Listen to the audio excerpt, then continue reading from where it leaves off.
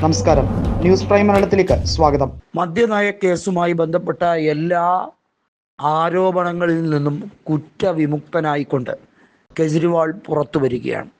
കെജ്രിവാൾ പൊട്ടിക്കരയുന്ന ഒരു ദൃശ്യം സോഷ്യൽ മീഡിയയിൽ ഇപ്പോൾ വൈറലായിരിക്കുകയാണ്. എന്തുകൊണ്ടാണ് അങ്ങനെ അദ്ദേഹം പൊട്ടിക്കരഞ്ഞത്? BJPയുടെ നരനായാട്ട് വർഷങ്ങളായി സഹിച്ചുകൊണ്ട് വർഷങ്ങളോളം ജയിലിൽ കിടത്തി അദ്ദേഹത്തെ നരകിപ്പിച്ച് കൊല്ലാനുള്ള പദ്ധതിയായിരുന്നു അതിന് പിന്നിൽ എന്ന് മനീഷ് സിസോദിയയും ഉറ്റവരും ഉടയവരും എല്ലാം ഒരുപോലെ പറയുന്നു. BJPക്ക് വിടക്കാക്കി തനിക്കാക്കാൻ എല്ലാ സന്ദർഭങ്ങളും ഉണ്ടായിരുന്നു. കേന്ദ്ര അന്വേഷണ ഏജൻസി ഉപയോഗിച്ച് കെജ്രിവാൾ എന്ന കറകളഞ്ഞ മനുഷ്യനെ തച്ചുടയ്ക്കുക ആയിരുന്നു ശ്രമം എന്നാണ് ആം ആദ്മി പാർട്ടി എപ്പോഴും പറഞ്ഞുകൊണ്ടിരുന്നത്. മാക്സസെ അവാർഡ് ഉൾപ്പെടെ കെജ്രിവാളിന് നിരവധി അവാർഡുകൾ ലഭിച്ചിട്ടുണ്ട്. സാധാരണ രാഷ്ട്രീയം കളിച്ച് ഉന്നത സ്ഥാനത്ത് എത്താൻ വേണ്ടി ശ്രമിച്ച ആളല്ല. വലിയ ഒരു ഉന്നത പദവി ഉപേക്ഷിച്ചുകൊണ്ടാണ് ഇന്ത്യൻ രാഷ്ട്രീയത്തിലേക്ക് അദ്ദേഹം നടന്നു കയറിയത്. അദ്ദേഹത്തിൻ്റെ കൂടെയുള്ള ഏതൊക്കെ രീതിയിലുള്ള എതിർപ്പോ ആയിക്കോട്ടെ, പക്ഷേ അദ്ദേഹത്തിനെ താഴ്ത്തിക്കെട്ടാൻ വേണ്ടി BJP കളിച്ച ഒരു ചതിപ്രയോഗമുണ്ടല്ലോ.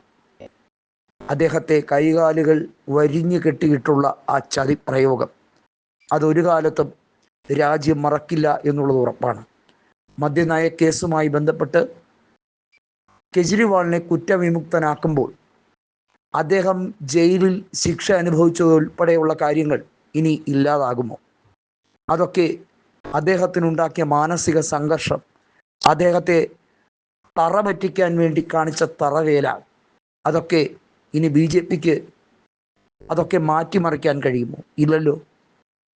BJPയുടെ മുഖ്യമന്ത്രിയാണിപ്പോൾ ഡൽഹി ഭരിക്കുന്നത്. എങ്ങനെയാണ് ആം ആദ്മിക്ക് ഭരണം നഷ്ടമായത്? എന്നാൽ മറ്റൊരു കാര്യം കൂടിയുണ്ട്. ആം ആദ്മിക്ക് വേണ്ടി തുടക്കകാലം മുതൽ തന്നെ കോൺഗ്രസ് നിരകുന്നു. എന്നാൽ ഇപ്പോൾ BJPയുടെ ആരോപണം എന്ന് പറയുന്നത് കെജ്രിവാളിനെ ഏറ്റവും കൂടുതൽ ചൂഷണം ചെയ്തത് കോൺഗ്രസ് ആണത്രേ. കോൺഗ്രസിനോട് കാണിച്ച ഡബിൾ സ്റ്റാൻഡ് കെജ്രിവാൾ തുടക്കം മുതലേ കാണിക്കുന്ന ഒരു മനോഭാവമാണ്. എന്നിട്ടും ആപത്ഘട്ടത്തിൽ ദേശീയ നേതൃത്വം കെജ്രിവാളിന് ഐക്യദാർഢ്യവുമായി ഡൽഹിയിലെ തെരുവോരങ്ങളിൽ ഇറങ്ങി. മുതിർന്ന അഭിഭാഷകനായ കോൺഗ്രസ് നേതാവായ അഭിഷേക് മനു സിംഗ്വിയാണ് കെജ്രിവാളിന് വേണ്ടി കോടതിയിൽ വാദമുഖം ഉയർത്തിയതും അദ്ദേഹത്തിന് ജാമ്യം ലഭിക്കുന്ന സാഹചര്യം വരെ ഒരുക്കിയെടുത്തതും.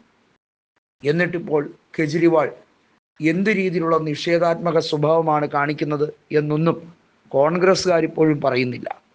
BJPക്ക് വല്ലാണ്ട് ഹാലിളകിയിരിക്കുകയാണ്. കെജ്രിവാളിനെതിരെ വീണ്ടും അപ്പീൽ പോകും എന്നൊക്കെയാണ് ഡൽഹി BJP ഘടകം, പ്രത്യേകിച്ചും BJPയുടെ മുതിർന്ന നേതാക്കളെല്ലാം പറയുന്നത്.